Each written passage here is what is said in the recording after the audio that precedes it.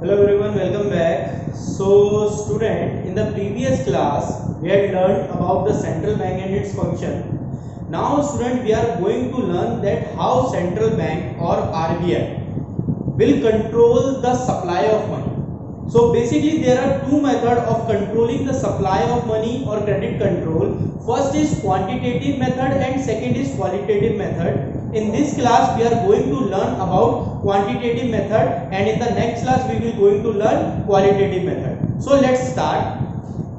As first is quantitative instrument of credit control are those instruments of credit control which focus on overall supply of money in the economy. So basically with this method the overall supply of the money in the economy is being controlled.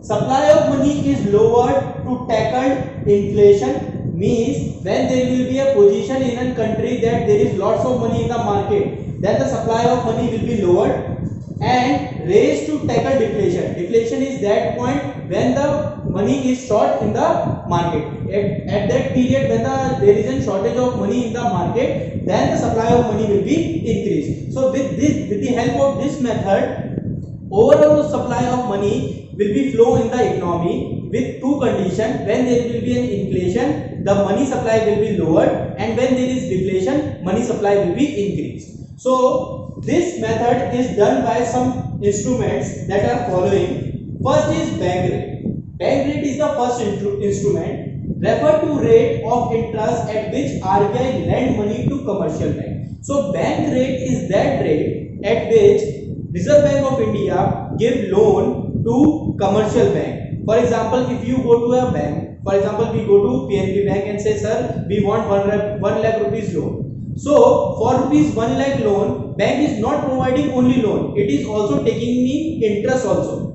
Okay, bank is also taking interest. So in the same way, when commercial bank go to the RBI and say that I want loan, the rate of interest at which RBI provide loan to the commercial bank, that is known as bank rate. So there is two conditions, one is inflation and one is deflation. During the time of inflation, when there is lots of money in the market, RBI increase the rate. As RBI know that in the market there is lots of money, so he increased the rate of interest. But during the time of deflation, that RBI knows that in the market there is less amount of money, so at that time RBI will release a rate of interest will be lowered, so that more and more public can get benefit of taking the money.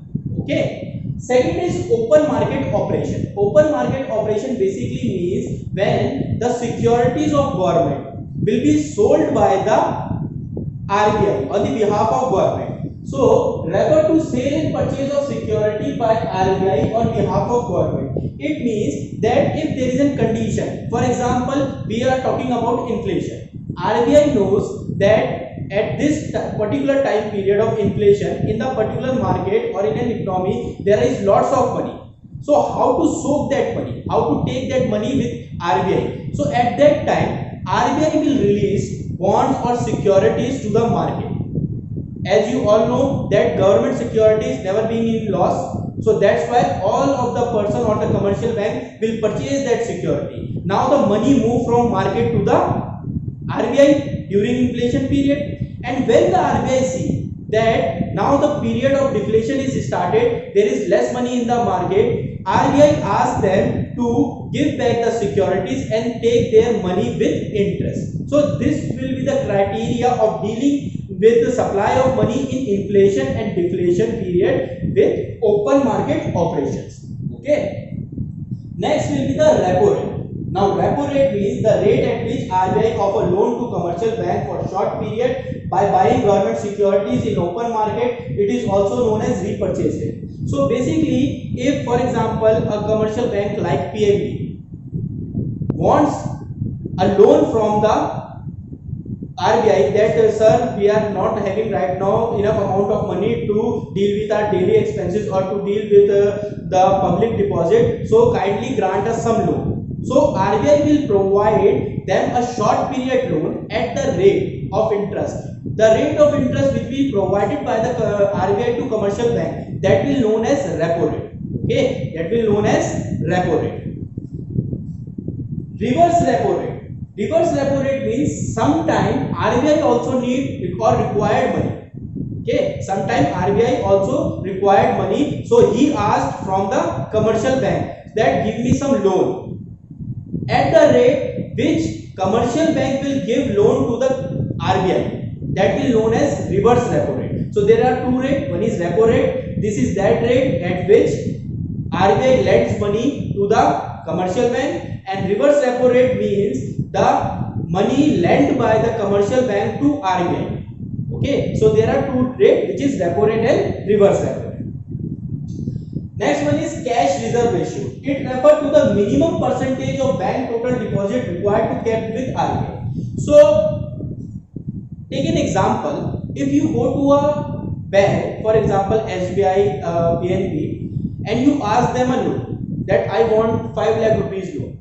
So first of all, bank will say that but security you will deposit, because bank will provide you loan on the basis of security only. For example, you take security as your house. You said that sir, keep the papers of my house and grant me loan against my house. So this will be a security. In the same manner, when commercial bank go to RBI and say sir, I want loan, on the basis of what security? So cash reserve ratio means the total amount of deposit with a commercial bank. For example, the total deposit of Punjab National Bank will be 100 crore rupees. So 100 crore rupees, 10%, as an example, 10% of 100 crore is 10 crore rupees. Now 10 crore rupees is deposit with the RBI, because during the time of shortfall of money with commercial bank or any further losses, RBI will help commercial bank on the basis of this security only. So this will known as cash reserve ratio, which the amount at which RBI will give loan to the commercial bank, or you can say the total deposit, for some percentage of total deposit by the commercial bank to the RBI. Last one is statutory liquidity ratio. It is also known as SLR. Okay, the cash reserve ratio is also known as CRR, and SLR is known as statutory liquidity ratio. Every bank is required to maintain fixed percentage of its assets in the form of liquid assets, that is SLR, cash, gold, security, etc. For example, you go to a bank, SBI, and say that in the morning you go and say that I want rupees 10 lakh rupees, please grant my 10 lakh rupees from my account. So SBI will say that right now I had opened a bank, right now I am not having 10 lakh rupees, wait for a day, when people will come and deposit the money, I will give you.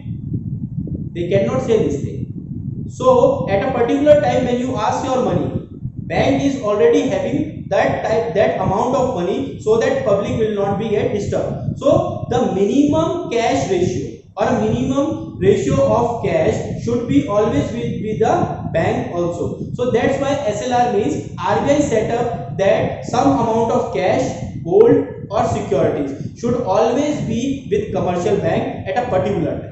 Okay, so that is known as SLR, statutory liquidity ratio. So these are the instruments of quantitative methods. In the next class we are going to discuss qualitative method. If there is any doubt, please ask.